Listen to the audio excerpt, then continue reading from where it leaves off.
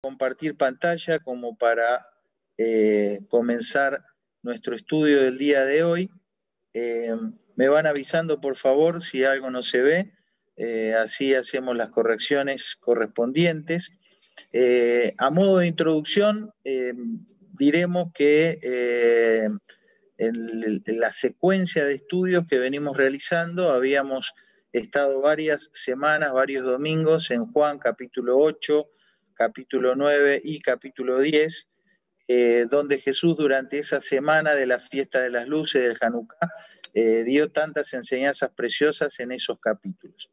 Luego nos dice el relato bíblico que Jesús deja Jerusalén y se va al otro lado del Jordán, a lo que se conoce como la Transjordania. Ahora vamos a hacer un pequeño recorrido virtual con el Google Earth por ahí, que es algo de lo que solemos hacer en nuestros estudios de los jueves explorando la tierra bíblica.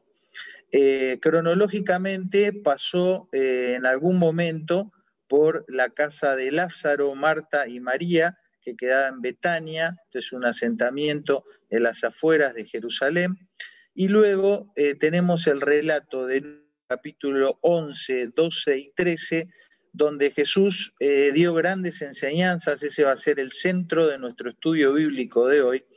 Y no sabemos bien dónde estuvo. Algunas referencias piensan que pudo haber estado allí, en la Transjordania, conocido como el Valle del Jordán o el otro lado del Jordán que mencionamos, y otros piensan que pudo haber ido hacia el norte, hacia su región natal, la región de Galilea. Luego ya a partir del capítulo 13-23 en adelante de Lucas y también en Juan capítulo 11, vemos a Jesús nuevamente en la ciudad de Jerusalén y en sus alrededores. Así que esa es una pequeña introducción para ubicarnos en el tiempo y en el espacio, ¿sí? De donde el Señor estuvo. Y ahora sí vamos a mirar un poquito, a ver si puedo hacer la conexión para viajar a través de la tierra bíblica. ¿Se ve ahí el Google Earth? Sí, se ve bien. Ok, muy bien. Entonces, vamos a hacer una mirada primero panorámica.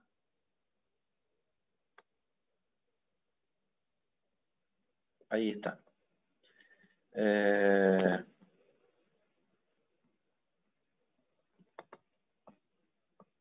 Esperen porque estuve practicando hoy, pero ahí va.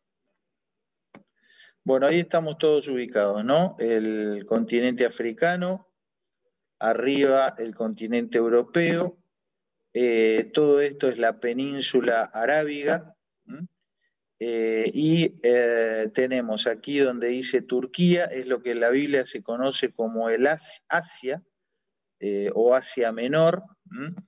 Es una península que pertenece a el continente asiático, pero en la Biblia no se menciona el continente asiático, sino cuando se habla de Asia se está hablando de toda esta zona, en la zona de la actual Turquía, ¿sí?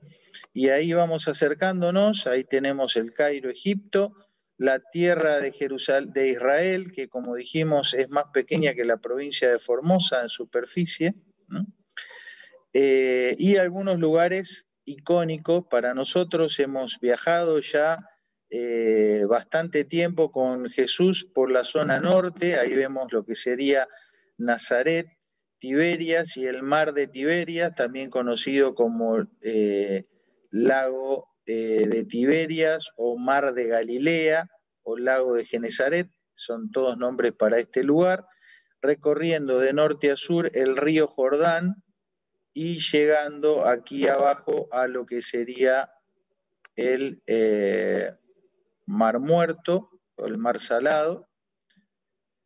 Bueno, a ver si podemos entrar a verlo en 3D un poquito más para que ustedes observen someramente la geografía del lugar, ¿sí? Esta es toda una zona montañosa y después acá tenemos la caída hacia esta zona más declive, que es el mar de Sal o el mar Muerto. Aquí tenemos Jerusalén, que es donde estuvimos durante la fiesta de las luces, el Hanukkah, y dice, como dijimos, que Jesús se trasladó luego hacia la zona donde bautizaba Juan el Bautista y donde tradicionalmente se cree que Jesús recibió su bautismo, que es aquí, ¿sí? Como ven, esta es una zona más de llanura y es una zona un poco más verde, considerando que en general todo el territorio es bastante árido, es muy parecido a nuestro noroeste argentino, nuestra Salta, nuestro Jujuy. Y en esta zona encontramos el río Jordán con una región más verde, adyacente al agua, que sería la zona donde Jesús estuvo. De aquí él no sabemos, como dijimos, si fue hacia el norte, hacia Galilea, o si se quedó en este lugar hasta regresar, después sí, recorrer algunos kilómetros y volver hasta Jerusalén, la ciudad de Jerusalén. Vamos a ampliar acá un poquito, donde por supuesto hay una región, estas son fotos modernas, ¿no? Son fotos satelitales actuales, hay lo que se conoce como la ciudad vieja y ya hay otra parte que es la parte moderna. Bueno, este sería más o menos la zona donde Jesús estuvo transitando en estos capítulos, en donde hoy vamos a, los que hoy vamos a estudiar. Las revistas, sucede mucho en todas las revistas así de consumo popular, como puede ser la revista Gente acá Argentina, pero hay una de trayectoria mundial, la revista Time, que suele hacer este tipo de portadas, este tipo de investigación. Aquí dice las 100 personas más influyentes, las 100 personas más influyentes. Y claro, lógicamente, esta portada cambia año tras año porque personas que van teniendo una marcada presencia en la cultura, en la televisión, en las ciencias, van pasando de gente que por un tiempo está, pero luego desaparece, ¿no es cierto? También vemos cómo en el mundo es común la búsqueda de poder posicionar una marca, un logo, un ícono, y estar ahí y hacer presencia y que todo el mundo al ver el gráfico pueda reconocer el producto que se vende y hasta desee comprarlo, ¿no es cierto? Y hay todo un trabajo que se hace para posicionar la marca. Esto es algo de todos los días, es algo que no es malo, de hecho nosotros de alguna manera intentamos hacerlo, buscamos que todos nos recuerden por ADH, por el logo que tenemos, insistimos con la aplicación, con las redes sociales, porque queremos que las personas nos identifiquen y se conecten con nosotros, les resultemos familiares y se conecten con nosotros, no porque tengamos nada para vender, sino porque tenemos para compartir el precioso mensaje que un día nosotros hemos escuchado y hemos abrazado y en el cual hemos creído. Pero ya ven que esto es algo de todos los días. Marcas, logos, personajes tratando de dejar una señal ahí que sea reconocida por todos. Pero tenemos el otro aspecto, ¿no? Es cuando hay, por ejemplo, en las comidas o en los vinos, sustancias que van haciéndose notar, haciéndose sentir. Es interesante, por ejemplo, en la producción y en la conservación de los diferentes vinos, como un buen catador, un experto en la cata de los vinos te puede decir si fue guardado en un recipiente de madera o en un recipiente artificial, cuánto sol recibieron esas uvas, si había determinado tipo de otros árboles u otros vegetales cerca de esas uvas, porque todo eso termina impregnando y dejando un aroma o un sabor particular en ese vino, ¿no? Y esta gente sabe destacar eso. Y bueno, ni hablar de las comidas, ¿no? Ahí los famosos reality show de programas de comidas donde los expertos, los chefs que prueban las comidas de los participantes a veces, bueno, se quieren agarrar la cabeza porque ellos tienen un sabor, una capacidad para distinguir los sabores muy especial y pueden saber qué tipo de condimentos y demás usaron las personas. Pero hablamos de cuestiones hasta aquí transitorias, pasajeras, más o menos relevantes, pero no muy significativas para la vida, ¿no? Pero qué interesante esto de tener ciertas propiedades, ciertas cualidades que van impregnando y que van siendo reconocibles para otras personas también. Esta es una de las tantas imágenes de los mercados, es muy común allí en la zona del norte de África, en Túnez pude ir a varios de ellos, en Marruecos también, y realmente uno entra ahí y es un impacto de colores y de olores, ¿no? Todas las especias y cada una de ellas se va mezclando con la otra y es realmente una experiencia hermosa poder estar ahí en esos mercados de especias.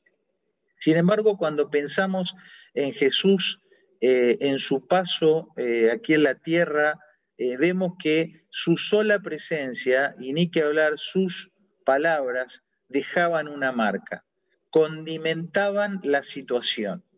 Y no solo eso, sino que la sola presencia de Jesús y sus palabras imponían muchas veces que las personas tomen una decisión. Eso hizo que muchos le amaran y le siguieran, y eso hizo que también muchos le odiaran, le aborrecieran y le abandonaran también. Entonces, estamos en esta noche para exponernos a los condimentos, a las especias que Jesús dejó a través de su vida y de sus enseñanzas en estos capítulos que hemos mencionado del Evangelio de Lucas. Si alguno de ustedes quiere, puede abrir allí en el capítulo 11 y nos vamos a estar haciendo un breve repaso. Espero que en esta ocasión, como en otras, el estudio de hoy sirva para que vos te entusiasmes y digas, bueno, voy a ir a leer todos los capítulos y voy a revisar lo que Jesús dijo e hizo en esos capítulos, porque bueno, me ha llamado la atención lo que se mencionó en el estudio. Ese es mi deseo y por eso quisiera dejarte 6 principios esenciales de Jesús descritos en estos 3 capítulos. 6 principios esenciales, haciendo un juego de palabras, ¿no? Porque cuando hablamos de esencia, hablamos de alguna sustancia que deja su sabor o su olor en las comidas, en la ropa, en el aire, pero también cuando hablamos de esencial, hablamos de algo que es fundamental, de algo que es realmente irreemplazable. Y a eso mismo quisiera que hoy estemos apuntando. Te invito a que podamos orar, que puedas disponer y preparar tu corazón para descubrir, sentir, oler, palpar y degustar los 6 principios esenciales de Jesús. Oramos. Señor, te damos gracias por el tiempo que nos permites ahora estar aquí frente a tu palabra. Te pedimos que nos hables conforme a la necesidad de cada uno y que podamos salir de estos minutos de reflexión, no solo con información teórica, sino con un vivo deseo de seguir leyendo y aprendiendo y tomando contacto con Jesús, con sus palabras, con su enseñanza, con su mensaje, y deseando que sea Él quien condimente nuestras vidas, le dé sabor le dé color, le dé olor, le dé un aroma típico de Él, que, Señor, nos transforme y nos haga caminar en tu voluntad a semejanza de Él. Dejamos en tus manos estos minutos, háblanos, te lo pedimos, en el nombre de Cristo Jesús, oramos. Amén. Bueno, ¿están ahí todavía? No veo a nadie, ustedes me dirán. Estamos. Sí, estamos. Muy bien. Entonces, prendan el fuego, destapen la olla y ahí vamos. El primer principio que quiero ver con ustedes es un principio rector, un principio que marca un estilo, vamos a decir, es la puerta de entrada a, diría yo, casi todas las cosas que Dios nos va planteando. Y fíjense esta frase de Jesús, ¿no? El que no es conmigo, contra mí es. Y el que conmigo no recoge, desparrama. Cuando uno lee esto, lo primero que puede pasar por tu cabeza es decir, bueno, Jesús era un fanático, un absolutista, tiene que ser todo como él dice nomás. Recuerden que nosotros vivimos hoy en un mundo bastante relativo, donde la famosa frase depende del cristal con lo que lo mires, bueno, tiene que haber lugar para todos, estamos de alguna manera cansados de los fundamentalismos, venimos de un siglo XX donde por culpa de los extremismos políticos tuvimos 2 guerras mundiales y otras tantas guerras más, millones de personas murieron, y eso ha llevado a que el mundo y la sociedad del siglo XXI, este mundo postmoderno, no quiera tener mucho que ver con esto de negro, blanco, mejor vamos a algo intermedio. Pero este principio rector que nos da Jesús no sale de un fanático, de un loquito que se le ocurre esto porque, bueno, es un talibán y el que no está con él, bueno, merece que se le ponga una bomba. El principio rector de Jesús, cuando ustedes lean todo el pasaje, tiene que ver con 2 aspectos a saber. El primer aspecto es el aspecto de la autoridad y el gobierno. Cuando ustedes leen el pasaje van a ver que Jesús lo plantea de forma muy categórica, diciendo, bueno, tenés que considerar quién va a ser tu autoridad, a quién vos vas a cederle el espacio para que tenga control y dominio sobre ti. A veces pensamos que podemos autogobernarnos y podemos vivir la vida como nosotros nos parece, y la verdad que eso está muy lejos de la realidad.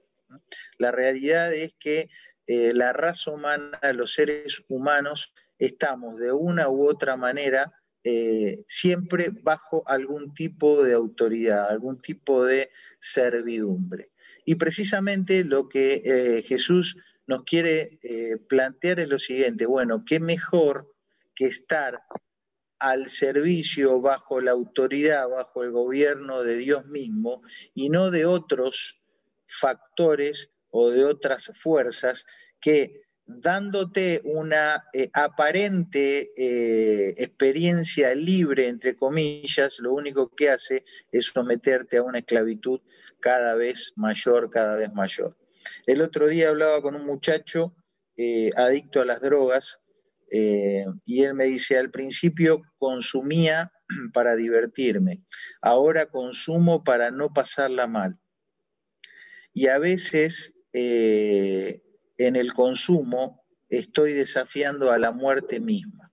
¿Ven cómo va? Cada vez peor, cada vez peor. Y esto no es algo que pasa solamente en la gente con adicción a las drogas, sino que en diferentes formas y aspectos el ser humano tiene la particularidad de ser servil, de ser esclavo de. Y entonces Jesús dice, mira, si no estás conmigo, vas a estar contra mí, y al estar contra mí vas a estar bajo la autoridad del gobierno de otro. Si no estás recogiendo conmigo, vas a estar desparramando tu propia vida a merced de vaya a saber quién. Pero esta declaración tiene que ver también con una ley de la lógica. Yo no soy un experto en esto, pero sí soy un curioso. Y hay ciertos principios que se usan en la lógica y en las matemáticas para no incurrir en errores. En errores que en lógica se llaman falacias o mentiras. Es decir, si yo no analizo bien determinada situación, puedo caer en algún error de lógica, en algún error de análisis y llegar a una conclusión falsa. Entonces, para que no pase eso, desde las matemáticas y desde la lógica se construyen leyes y principios de análisis para no caer en falacias o en errores lógicos. Y dice los que saben de esto que la madre o la principal de todas estas leyes es la ley de la no contradicción. ¿Qué significa eso? Significa que dos cosas que son opuestas no pueden ser verdad al mismo tiempo. Por ejemplo, yo no puedo al mismo tiempo ser un soltero y un casado. No puedo al mismo tiempo ser varón y a la vez mujer. No puedo al mismo tiempo ser de Boca y al mismo tiempo ser de River. ¿Sí? Es decir, porque son dos realidades o dos verdades o dos condiciones opuestas entre sí. No puedo ser esas dos cosas al mismo tiempo. O soy una o soy la otra. Y a veces nosotros vivimos en un mundo de contradicciones, porque aceptamos ser una cosa y ser otra cosa opuesta a esa otra al mismo tiempo, y creemos que eso puede funcionar. Y la verdad que no. Vivir lleno de contradicciones nos hace vivir en un mundo de error, en un mundo de falacias. Entonces, lo que Jesús nos propone acá no es una declaración de un fanático religioso, sino que es una declaración contundente para no caer en contradicciones. Es decir, o estás conmigo o estás contra mí. No podés ser un hijo de Dios y a la vez ser un enemigo de Dios. No puedes ser un creyente y a la vez un ateo. Atención, no podés vivir a veces como un seguidor de Cristo y otras veces como alguien infiel al Señor. No podés ser fiel e infiel al mismo tiempo. Eso es una contradicción y sería vivir una vida de falacia, una vida de error, una vida de mentira. Entonces Jesús nos pone este primer principio rector para que abramos nuestros ojos y digamos, bueno, ¿bajo qué autoridad, bajo qué gobierno yo me estoy sometiendo? En segundo lugar, ¿tengo contradicciones en mi forma de pensar y en mi forma de vivir? Digo a veces que sigo al Señor y otras veces le doy la espalda. Digo a veces que quiero aprender y obedecer la palabra de Dios y otras veces sigo mi propia sabiduría. Digo a veces que necesito a Dios y otras veces digo que no lo necesito. Invoco a Dios cuando estoy en problemas y me olvido de Dios cuando ando bien. Son contradicciones y no podemos vivir en un mundo de contradicciones. El primer principio rector. En segundo lugar, y prometo ir más rápido, él condimenta su presencia haciendo esta declaración. Bueno, mucha gente lo seguía y mientras él decía estas cosas, una mujer entre la multitud salió el espíritu maternal, ¿no es cierto? Lógico, y dice, bienaventurado el vientre que te trajo y los senos que mamaste. Y él le dice, antes bienaventurados los que oyen la palabra de Dios y la guardan. Hay una plenitud más profunda, una plenitud más real, y real en el sentido de perdurable también en el tiempo, que es el poder vivir la felicidad plena, no vinculado a cuestiones del plano terrenal, sino algo que va más allá de eso. Hay una fuente, hay una raíz, hay una matriz a la cual el Señor quiere que nos arraiguemos y que ya no es de este mundo. No hay problema con la familia, no hay problema con la relación con los padres, no hay problema con nada de eso. Pero hay algo que va más allá y es a donde el Señor, en esta frase y en otras tantas, nos hace mirar. Hay una vida plena, real, que vos y yo podemos vivir, que ya no es de este mundo, sino que tiene que ver con oír la palabra de Dios y guardarla. Miren, hay en la lengua hebrea una relación muy interesante. No existe la frase, a ver cómo te lo digo, como que vos le tengas que pedir a alguien que te escuche. Se asume que si vos estás hablando, vas a ser escuchado. Entonces, cuando Dios habla, implícitamente tiene que estar incluido el que yo lo escuche. Y luego hay otra relación de vocablos que ya lo hemos analizado, que es que cuando yo oigo, naturalmente debo obedecer. Estas palabras en el idioma original en que hablaba el Señor en esa cultura estaban estrechamente relacionados. Es decir, que cuando Dios nos habla, no hay otra que escucharlo. Él no espera otra cosa, sino que le escuchemos. Y cuando nosotros escuchamos, no hay otra cosa más que obedecer lo que hemos oído. No existe la posibilidad en esta relación, en esta vida plena, para vivir realmente que el Señor nos ofrece, no existe la posibilidad de que Dios hable y yo haga oídos sordos. Y no existe la posibilidad de que si yo he oído, obedezca si me parece bien y si no, no. Tiene que ser algo que va enlazado. Y ahí está el secreto, el condimento, la esencia de la vida bienaventurada, de esa vida plenamente feliz y real que vos y yo podemos vivir, escuchando a Dios y obedeciéndole. No hay otra. En tercer lugar, el pasaje, el relato más largo que abarca el capítulo 11 casi en su totalidad y también parte del 12, habla de algunas prácticas requeridas. Y tenemos dos versículos que elegí. Uno es donde dice, la lámpara del cuerpo es el ojo. Cuando tu ojo es bueno, también todo tu cuerpo está lleno de luz. Pero cuando tu ojo es maligno, también tu cuerpo está en tinieblas. Mira, pues, no suceda que la luz que en ti hay sea tinieblas. Después de haber estado esa semana diciendo yo soy la luz del mundo, el que me sigue no andará en tinieblas, muchas de las personas seguían pidiendo evidencias, seguían pidiendo señales y te das cuenta en todo el relato que, como decimos popularmente, no hay peor ciego que el que no quiere ver o peor sordo que el que no quiere oír. Y esto es a lo que el Señor va marcando, va diciendo, mirá, tenés que tener un corazón y una mente abierta para ver, oír, obedecer lo que yo te estoy enseñando. La práctica requerida es sencilla, la práctica requerida es tener un corazón dispuesto y abierto para que la luz del Señor entre a tu vida y que no andes en las tinieblas de tu propia opinión.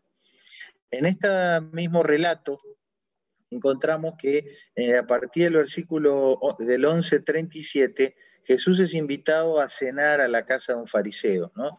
Pobre hombre el que lo invitó, porque le debe haber quedado la pata de pollo acá atravesado. El Señor, sentado a la mesa, le dio con un palo a él y a todos los invitados, ¿no? Y entre otras cosas, el Señor le dijo, ahora bien, vosotros, los fariseos, limpiáis los de afuera del vaso y del plato, pero por dentro estáis llenos de rapacidad y de maldad. Necios, el que hizo lo de afuera, ¿no hizo también lo de adentro? Luego dice, guardaos de la levadura de los fariseos que es la hipocresía. Más allá de lo que pudiésemos decir de las prácticas fariseas, el cuestionamiento principal del Señor es el corazón de estas personas, viviendo una vida superficial, una vida de apariencia, una vida de exigir mucho a los otros,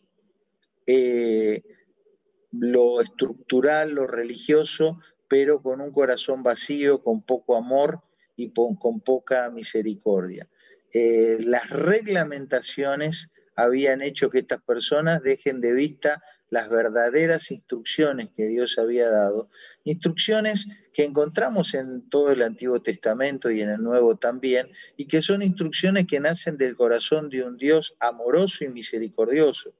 Por lo tanto, todos los mandamientos que podemos encontrar allí para oír y obedecer son mandamientos que nos van a llevar a vivir una vida exterior ordenada, pero a vivir una vida interior llena de misericordia, de gracia y de verdad, y no solamente por las apariencias.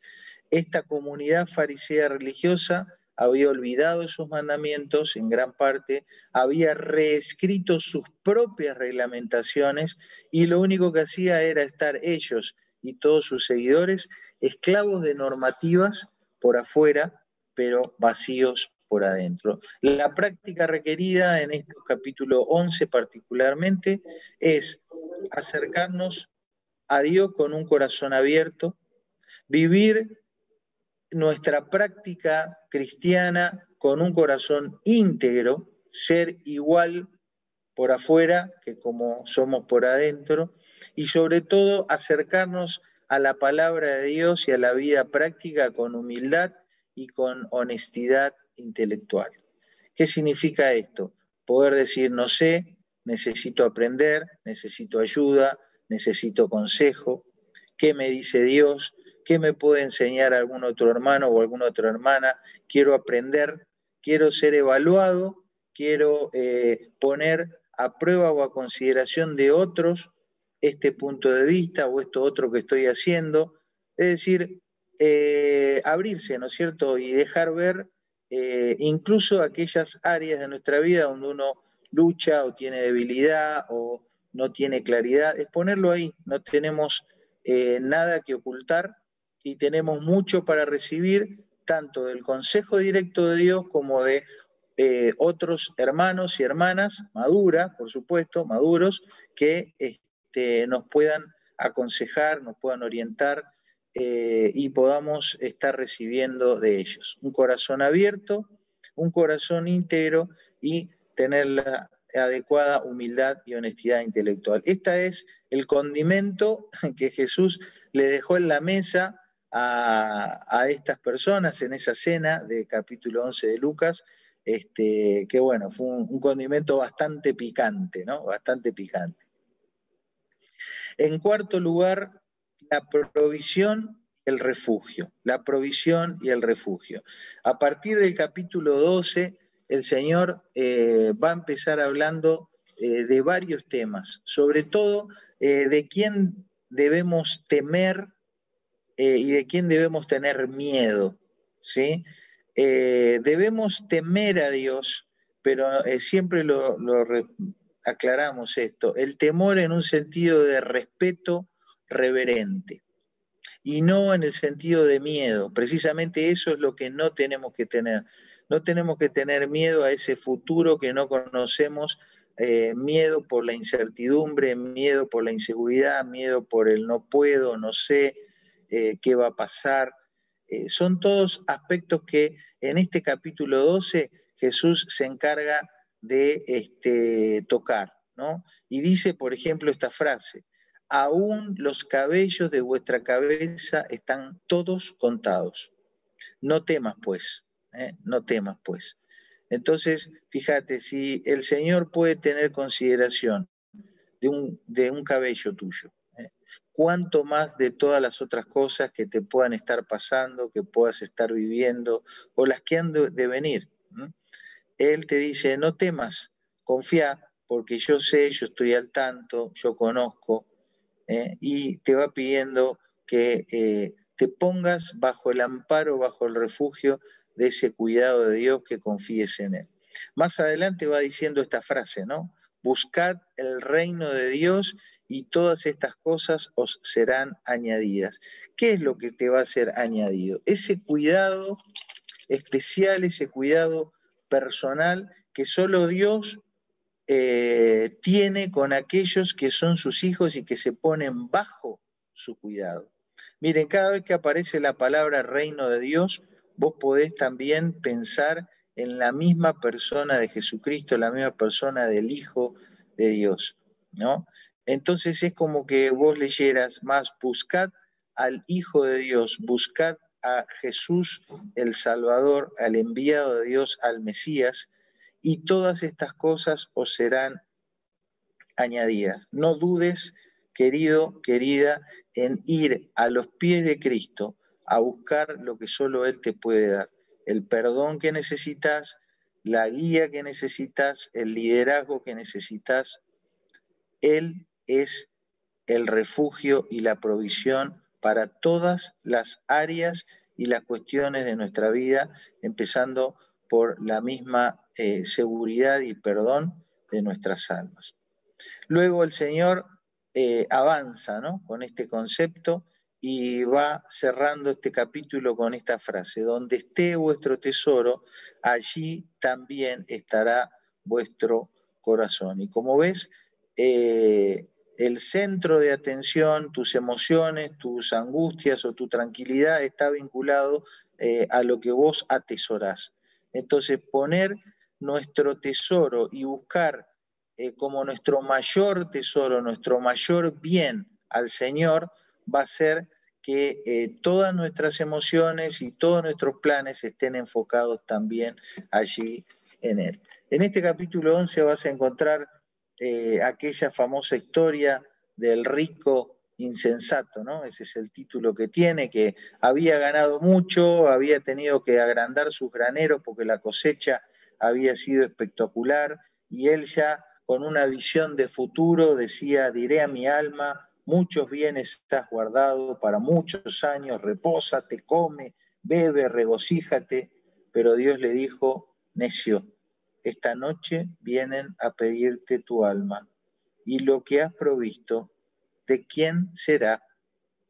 Así es el que hace para sí tesoro y no es rico para con Dios. Así es el que hace para sí tesoro y no es rico para con Dios. La provisión, el refugio y la mayor riqueza están en Él. En anteúltimo, entonces, los conceptos que vemos aquí: el temor, pero un temor de reverencia porque Él nos cuida; la tranquilidad porque buscamos el reino de Dios, buscamos al Señor y lo hemos hallado, descansamos en Él; y el tesoro tiene que estar deliberadamente escogido, es decir, sos vos y soy yo quienes definimos quién, dónde va a estar nuestro mayor bien, nuestro mayor tesoro. Qué lindo que puedas decir en esta noche y cada día, que podamos decir, como dijo el salmista: no hay para mí bien fuera de ti. Él es nuestro mayor tesoro. En anteúltimo lugar, una presencia radical. El Señor quiere tener presencia en nuestras vidas, quiere estar presente como un condimento fuerte, ¿no? Pero de una manera totalmente radical, una manera que se hace sentir. Y esta radicalidad la vemos en dos aspectos en estos versículos del capítulo 12. Dice en primer lugar: estén ceñidos vuestros lomos y vuestras lámparas encendidas. Esta es una frase que nos habla de alguien que está preparado para salir, que no lo va a agarrar por sorpresa. Tiene el bolso listo, esa es la idea de ceñirse el lomo, es decir, atarte la ropa, ¿no? Tener la mochila ahí. Y es alguien que no solo está listo para salir, sino que está listo para salir a cualquier hora, ¿no? Está velando, tenés tu lámpara encendida. Esta es la idea, estar preparado y estar listo. ¿Y por qué? Te lo dice el versículo siguiente: vosotros pues también estad preparados, porque a la hora que no penséis, el Hijo del Hombre vendrá. Es una referencia directa a todos los discípulos del Señor que nos va diciendo, estate listo, porque el Señor viene a la hora que vos no pensás. Entonces, tenés que estar listos sin pensar, preparados, aptos, en condiciones para cuando el Señor te llame, vos estés listo. Puede ser que te llame porque has ya de morir aquí, como nos puede pasar a cualquiera. O puede ser que Él venga, regrese por los suyos. Como sea, tenés que estar preparado. Y va contando la historia, ¿no? De los siervos negligentes que no estuvieron listos y no hicieron lo que tenían que hacer mientras tuvieron tiempo. Entonces en el 47 le dice, aquel siervo que conociendo la voluntad de su Señor no se preparó ni hizo conforme a su voluntad, recibirá muchos azotes. Así como lo lees, recibirá muchos azotes. ¿Te das cuenta cómo el principio de no contradicción que hablamos al principio, que rige la forma en que el Señor se maneja y que nos permite vivir una vida verdadera, no una vida llena de falacias? Se ve nuevamente aquí eso. No puede ser que vos tengas un Señor que conozca su voluntad, pero que no haga su voluntad. Es vivir en una contradicción. Esa contradicción nos lleva a recibir consecuencias, ¿sí? ¿Qué significa muchos azotes? No lo sé, pero no suena bien, ¿no es cierto? ¿Quién quiere recibir muchos azotes aquí? Nadie. Entonces, es radical. El Señor viene, hay que estar listo. Y no solo hay que estar listo, sino que hay que estar haciendo lo que Él nos va enseñando que tenemos que hacer. Luego dice, para más radicalidad aún, fuego vine a echar a la tierra. ¿Y qué quiero si ya se ha encendido? Dice, ¿pensáis que he venido para dar paz en la tierra? Os digo no, sino disensión. ¿Cómo es esto? ¿Acaso Él no dijo, mi paz os dejo, mi paz os doy? Dios no es un Dios de amor y de paz, sí, pero también es un Dios de definiciones. Es un Dios de claridad, es un Dios de juicio, es un Dios de pureza. Y muchas veces el fuego viene para purificarnos. Y muchas veces la paz, entre comillas, que tenemos cuando coqueteamos con el mundo, con la carne, desaparece cuando nos plantamos y nos ponemos firmes obedeciendo al Señor. Entonces, podríamos decir que esta presencia radical de Cristo condimentando nuestras vidas es porque su regreso es inminente, pero también porque su regreso es exigente. Él viene a pedirte cuenta de cómo viviste la vida que Él te indicó que vivieses. Pero también es un presente presente. Él quiere estar presente en nuestras vidas, que se note que nosotros le seguimos a Él. Y eso puede generar disensión, conflicto, diferencia con otras personas. No vamos al choque, no vamos al conflicto. El apóstol Pablo nos dice que en cuanto dependa de nosotros tenemos que estar en paz con todo, pero jamás, jamás, jamás coqueteando con el pecado, ni transando con las personas que viven de espaldas a Dios. En ese sentido, el Señor quiere estar presente en nuestro presente, aunque ello implique muchas veces pasar adversidad contra otros que se oponen a la presencia del Señor. En último lugar, perecer o regresar. Perecer o regresar. Nuevamente, no puede haber la contradicción de decir, vivo de cara regresando a Dios, pero a veces vivo de espaldas a Dios. No hay forma. Entonces, el Señor lo dijo así en estas dos declaraciones en el capítulo 13. Os digo, si no os arrepentís, todos pereceréis igualmente.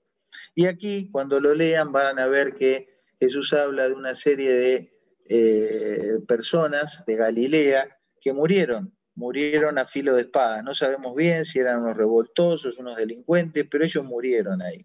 Y claro, la comunidad religiosa dirá, bueno, ellos murieron porque seguramente algo habrán hecho, ¿no? Eran unos malandras, pero el Señor le dice, no, no, no, ustedes están en igual condición que estos revoltosos que murieron violentamente, porque si no se arrepienten, todos ustedes pereceréis igualmente. Luego cuenta la parábola de una higuera que no daba frutos, era una higuera estéril y estaba a punto de ser talada, ¿no? De ser cortada. Pero dice, le dicen al Señor en la historia, ¿no? El empleado, déjala todavía este año hasta que yo cabe alrededor de ella y la abone. Si diere fruto, bien, y si no, la cortarás después. Una oportunidad más para esta higuera. En resumen, hay una condición general de todas las personas, esos pecadores perdidos por nuestra propia condición. Pero hay un camino abierto a todos, el camino del regresar a Dios. ¿Y cómo se regresa a Dios? Y yo no sabría cómo regresar a Dios si no hubiese sido Dios mismo el que me hubiera marcado el camino por el que tengo que volver. Y ese camino de regreso a Dios es, en primer lugar, yendo a la cruz del Calvario, a los pies de la cruz, a reconocer, a aceptar y a rendirme ante la obra de Cristo como el único Salvador. Porque ya sabés, ¿no? El justo murió por lo que demostró el amor de Dios en que siendo aún pecadores, Cristo murió por nosotros. Así que el camino de regreso al Padre comienza recibiendo a Cristo como tu único Salvador. Y de allí, ¿qué más? Bueno, obedeciendo cada día sus mandamientos, las instrucciones que Él te va enseñando y que aquí en ADH, en cada encuentro, en cada estudio de la semana, en cada grupo, intentamos ir aprendiendo y recordando porque todos tenemos ese mismo camino para caminar.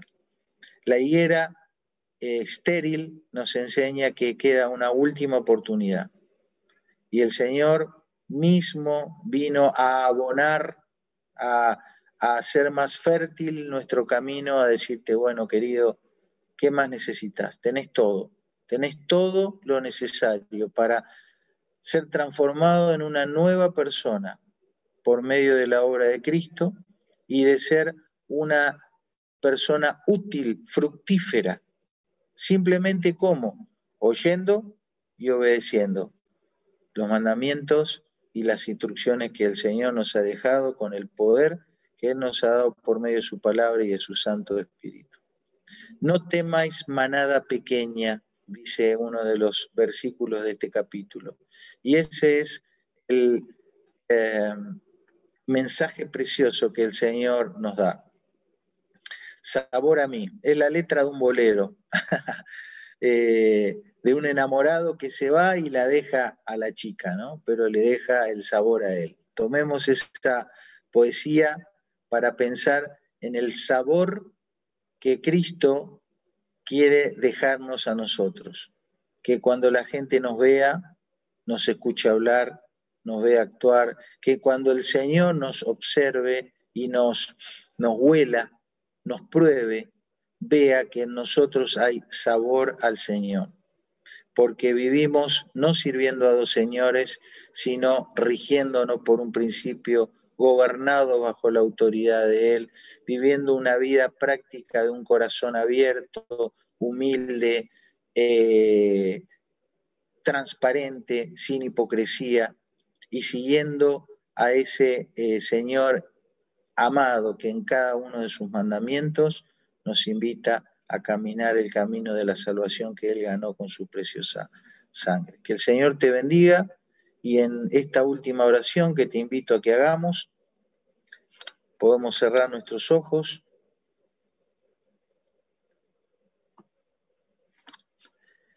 Para que puedas orar a Dios y puedas hacer la oración que vos necesites hacer.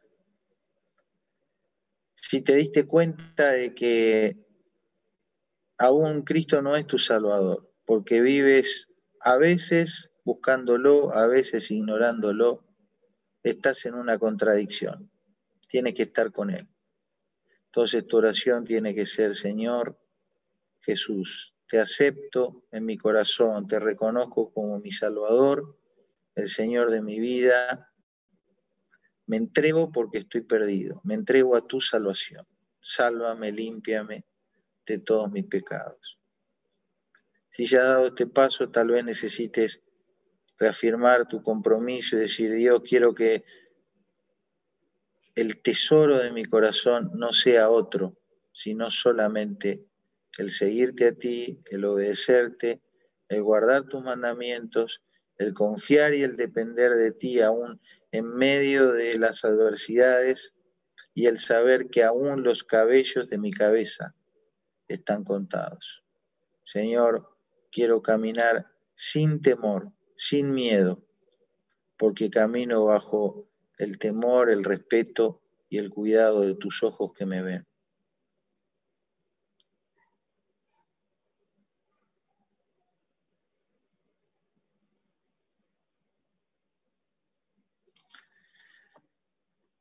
Dios les bendiga.